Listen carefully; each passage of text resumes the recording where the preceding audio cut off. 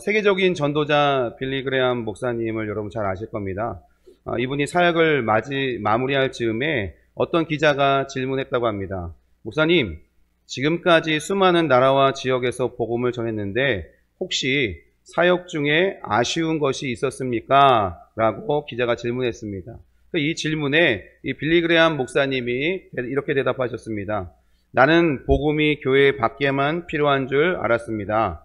그런데 지금 새삼스럽게 깨닫는 것은 교회 안에 복음이 더 필요하다라는 것입니다. 그러니까 빌리 그레함 목사님이 복음이 교회 밖에만 필요한 줄 알았더니 교회 안에 복음이 더 필요하다라는 것을 이 사역의 마무리할 즈음에 깨달으셨다고 합니다.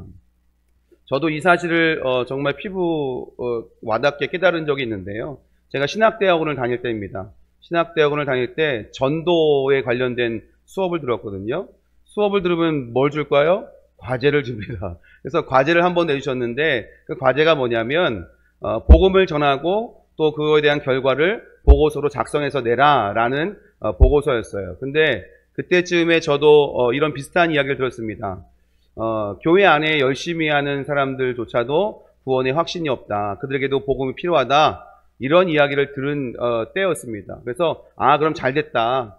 내가 교회 안에 있는 열심히 있고 신앙생활 열심히 누가 봐도 신앙생활 열심히 하고 있는 청년들에게 한번 가서 복음을 전해보고 그들이 구원의 확신인지 한번 확인해 봐야겠다라고 한번 실험을 해본 적이 있습니다. 근데 정말 누가 봐도 열심히 하는 친구예요. 봉사도 열심히 하는 청년입니다. 그 청년들 한 명 한 명 만나서 구원의 확신이 있는가 한번 물어봤습니다. 그랬더니 너무 놀랍고 충격적이게 대부분의 청년들이 구원의 확신이 없는 거예요. 그러니까 구원의 확신이 없고 복음에 대한 확실히 복음이 뭔지도 잘 모르고 있더라라는 겁니다. 그래서 이 친구들에게 복음을 전하고 함께 영접 기도를 한 적이 있습니다. 그래서 이때부터 제가 깨달은 건 교회 안에도 복음이 정말 필요하구나라는 것을 깨달았습니다. 여러분 그렇습니다. 교회는 다니는 것과 예수님을 믿는 것은 같지 않습니다. 교회 다닌다고 다 예수님 믿는 거 아니죠. 우리 주위에는 교회 다니는 사람이 많습니다. 그러나 교회 다니는 것이 예수님을 믿는 것은 아니라는 것입니다. 하나님은 단순히 교회 다닌다고 그 사람을 쓰진 않습니다. 하나님이 주목하고 쓰시는 사람은 정말 예수님 믿는 사람입니다. 그 십자가 복음의 진리가 하나님의 능력임을 아는 사람인 것이죠. 나의 믿음은 어떻습니까? 여러분 한번 제가 질문 몇 가지 드릴 텐데 한번 속으로 한번 대답을 해보세요. 하나님이 살아계시다는 것을 믿습니까? 예수님이 십자가에서 죽으시고 부활하신 것을 믿습니까? 예수님의 십자가에서 나의 죄가 해결되었음을 믿습니까? 성령님이 나와 함께 하심을 믿습니까? 지금 당장 죽어도 천국에 갈 수 있는 확신이 있습니까? 영원한 천국과 지옥에 대해서 믿습니까? 주일 예배를 거의 빠지지 않고 참석하십니까? 헌금 생활을 잘하고 있습니까? 수련회에 참석한 경험이 있습니까? 성경을 읽어본 적이 있습니까? 교회를 다니는 것만으로도 이 같은 여러 가지 질문에 얼마든지 우리는 yes, 예, 아멘이라고 대답할 수 있을 겁니다. 그렇지만 정말 그대로 살아가는가? 정말 그대로 살아가고 있는가? 이것이 중요한 문제입니다. 예수님을 믿는 사람 중에 교회를 다니는 사람은 100%이겠죠. 그런데 교회를 다니는 사람 중에 정말로 예수님을 믿는 사람은 몇 %나 될까요? 아마 매우 적을 겁니다. 많은 학생이 친구들과 함께 밥을 먹는 자리에서 식사 기도를 못하겠다고 한다고 합니다. 그렇지만 난 예수님 믿습니다 라고 이야기합니다. 많은 학생이 혼자 있을 때에는 야한 동영상이나 음란한 행동을 합니다. 그렇지만 나는 예수님 믿습니다 라고 말합니다. 많은 학생이 학교에서 왕따를 시키거나 미워하는 친구들이 있습니다. 하지만 나는 예수님 믿습니다 라고 말합니다. 많은 학생이 욕을 하고 나쁘게 악한 말들을 합니다. 그럼에도 불구하고 나는 예수님 믿습니다 라고 이야기하죠. 많은 학생이 자신을 낳아주고 길러주신 부모님을 죽을 만큼 미워하기도 합니다. 하지만 예수님은 믿습니다 라고 대답합니다. 예수님을 믿는다면서 이성 친구와 음란한 행동을 아무렇지 않게 하는 사람도 있습니다. 예수님을 믿는다면서 보는 사람이 없으면 남의 물건을 그냥 아무렇지 않게 슬쩍하는 친구들도 있습니다. 예수님을 믿는다면서 다른 사람들을 판단하고 정죄하고 비난하는 사람도 있습니다. 학생들만 그럴까요? 아닙니다. 장년 성도들 중에도 그런 분들이 있습니다. 여러분 생각해 봐야 됩니다. 예수님을 믿는 나, 예수님을 믿는다고 하는 나와 예수님을 믿지 않는 다른 사람과 어떤 차이가 있습니까? 다른 점이 무엇입니까?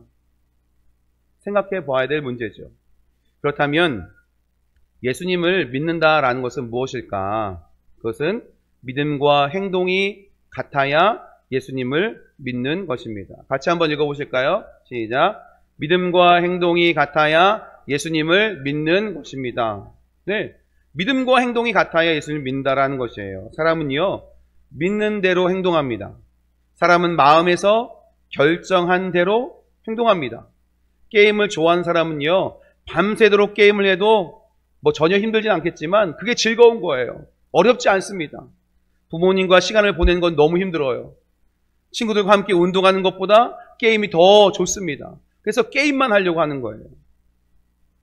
마음이 좋다고 결정했기 때문에 그래요. 저건 내가 좋아하는 거야. 저건 내가 즐거워하는 거야. 내가 참 기뻐하는 거야. 결정했기 때문에 그래요. 노래를 부르는 것을 좋아하는 사람은요, 밤새도록 노래를 듣고 불러도 많이 힘들지 않습니다. 즐겁기만 하죠. 근데 노래를 정말 듣기 잘 안 좋아하는 사람들은요, 계속 노래만 듣고 노래만 불러라 하면 이건 너무 곤욕인 거예요. 믿음은요, 이렇게 내 마음이 가장 좋아하는 것이다라는 겁니다. 그래서 내가 예수님을 믿는다라는 것은 내 마음이 예수님을 가장 좋아하는 분으로 결정했다라는 것입니다. 예수님을 믿는다라는 것은 내 마음이 예수님을 가장 좋아하는 분으로 결정했다라는 것이죠. 예수님을 믿음으로 다른 것이 필요 없고요. 누군가가 말려도 너무 좋은 것이 믿음입니다. 저도 4살 때부터 교회를 다녔어요. 근데 교회를 다니면서 또 중학교, 고등학교 올라가고 청년이 되면서 그 믿음을 다 까먹고 그냥 아빠가 무서워서 교회를 다녔어요. 혼날까봐 교회 다녔어요. 그런데 어느 날 예수님을 만나게 됩니다. 그러니까 교회 나가는 게 너무 좋은 거예요. 예수님 너무 좋은 거예요. 그래서 주일 아침에도 나가고 저녁에도 나가고 수요일 저녁에도 나가고 금요 심야도 나가고 토요일도 나가서 내가 교회 사찰인 양 모든 일을 하고 막 청년들 전화하고 그게 기뻤어요. 그리고 때로는 새벽 예배도 나가고. 왜냐하면 내가 내 안에 예수님을 믿게 되니까 예수님이 너무 좋은 거예요. 그 주님을 찬양하고 예배하는 것 너무 즐거운 일입니다. 그 주님을 위해서 그 주님의 몸된 교회에서 봉사하는 것 너무 즐거운 일이 되었다라는 거죠. 그래서 예수님 아니면 다른 건 필요 없는 거예요. 예수님만 있으면 되는 거예요. 예수님으로 충분한 거예요. 누가 말려도 교회 가는 거예요. 이게 바로 예수님 믿는다라는 것이죠. 여러분도 예수님 정말 좋아하십니까? 아멘. 예수님이 좋은 걸 어떡합니까? 정말 좋으십니까? 예수님 좋아서 어쩔 수 없습니까? 난 예수가 좋다오. 난 예수가 좋다오. 이렇게 고백하고 계십니까? 예수 사랑해요. 나 주 앞에 엎드려. 이렇게 주님께 고백하고 계십니까? 사랑합니다. 나의 예수님. 사랑합니다. 아주 많이요. 이렇게 고백하고 계십니까? 진실로, 진심으로. 여러분, 예수님 사랑하시고 좋아하시는 여러분 되시길 축복합니다. 그런데요, 이 믿음에는 진짜와 가짜가 있다라는 거예요. 이 말씀 마태복음 7장 20절 21절 있습니다. 이러므로 그들의 열매로 그들을 알리라. 나더러 주여 주여 하는 자마다 천국에 들어갈 것이 아니요 다만 하늘에 계신 내 아버지의 뜻대로 행하는 자라야 들어가리라. 아멘. 예수님이 말씀하십니다. 나더러 주여 주여 하는 자마다 다 천국에 들어갈 것이 아니다 라고 말씀하세요. 이 주여 주여라는 고백이 전부 다 성령님에 의한 것이 아닐 수 있다라는 거죠. 범죄를 행하고 하나님의 뜻과는 전혀 상관없이 살면서 그저 입으로만 주여 주여 하는 고백도 있다라는 것입니다. 믿음은 내 삶의 주인이 바뀌는 거예요. 내 가치관이 바뀌는 거예요. 내 세계관이 바뀌는 거예요. 내 삶의 주인이 하나님이시고 주님이시고, 그래서 내가 그동안 가치 있게 여겼던 것들이 이제 바뀌는 거예요. 세상의 것이 가치 있게 여겨졌다면 이제 하나님 말씀이, 하나님을 위한 일이, 교회가, 전도가 이게 가치 있게 여겨지는 겁니다. 예수님께서 내 삶의 주인이시고 예수님과 교제하고 예수님과 동행하며 예수님을 닮아가는 것이 최고의 가치가 되어진다라는 거예요. 믿음에도 이렇게 진짜와 가짜가 있다라는 겁니다. 진짜 믿음은 나를 변화시킵니다. 진짜 믿음은 뭐라고요? 누굴 변화시켜요? 나를 변화시킵니다. 내가 진짜 예수님 믿고 있다면 내 삶이 변하게 됩니다. 나를 변화시킬 수 없는 믿음은 가짜일 수 있습니다. 내가 들은 복음이 나를 변화시키지 못한다면 어쩌면 우리가 복음을 잘못 들었거나 그 복음과 믿음이 연결되지 않은 것이 될 수 있는 거죠. 내가 만난 예수님이 내 삶을 변화시키지 못한다면 아직 예수님을 만나지 못한 것이다 라는 것입니다. 고린도 후서 13장 5절을 읽습니다. 너희는 믿음 안에 있는가? 너희 자신을 시험하고 너희 자신을 확증하라. 예수 그리스도께서 너희 안에 계신 줄을 너희가 스스로 알지 못하느냐? 그렇지 않으면 너희는 버림받은 자니라. 아멘. 이 얘기는 이런 얘기입니다. 성도들이 우리 자신이 어떻게 그리스도인이 되었으며 그로 말미암아 어떠한 우리 삶의 변화를 경험했는지, 그 자신이 믿음 안에 있는지를 계속해서 살펴보고 시험해 보아서 내 자신이 참된 그리스도인지를 입증하고 확증하라는 의미입니다. 우리는 끊임없이 계속해서 내가 정말 예수님 믿는 사람인가? 내가 진정한 그리스도인인가? 살펴보고 내 삶을 검증해야 된다라는 것이에요. 우리가 진정 믿음 안에 있고 참 그리스도인이라면 다음 사실을 우리는 고백할 수 있어야 됩니다. 우리는 큰 죄인입니다. 한번 같이 해보실까요? 시작. 우리는 큰 죄인입니다. 누가복음 5장 8절에서 예수님과 베드로가 처음 만나는 장면이 묘사되고 있습니다. 베드로는요, 예수님을 눈앞에서 만났고 또 예수님의 말씀으로 배에 물고기가 가득 차는 놀라운 기적도 경험했어요. 이 베드로는 고기 잡는데 베테랑이었어요. 근데 밤새 그물 던져도 고기 한 마리 못 잡은 거예요. 그리고 돌아와서 이제 막 그물을 정리해서 집으로 가려고 하는데 예수님께서 깊은 곳에 가서 그물을 던져라 그러셨단 말이에요. 이 베드로가 주님, 제가 밤새도록 그물 던졌는데 아무것도 잡지 못했습니다. 이 얘기는 뭐예요? 고기 잡긴 글렀습니다. 끝났습니다. 이런 거예요. 근데 여기서 멈추지 않고 베드로가 그러나 주의 말씀대로 내가 하겠습니다 하고 정말 다시 그물을 싣고 배를 타고 나가서 주님 말씀하신 깊은 곳에 가서 그물을 던졌습니다. 예수님 말씀하신 깊은 곳이 어딘지 베드로는 알았겠죠. 던졌어요. 밤새 던졌어도 잡지 못했는데 그물이 찢어질 정도로 고기를 잡게 된 거예요. 와, 이런 놀라운 경험을 하게 되니까 그가 예수님을 다시 보게 되는 겁니다. 그리고 예수님께 나와서 처음 한 고백이 바로 이 고백입니다. 누가복음 5장 8절입니다.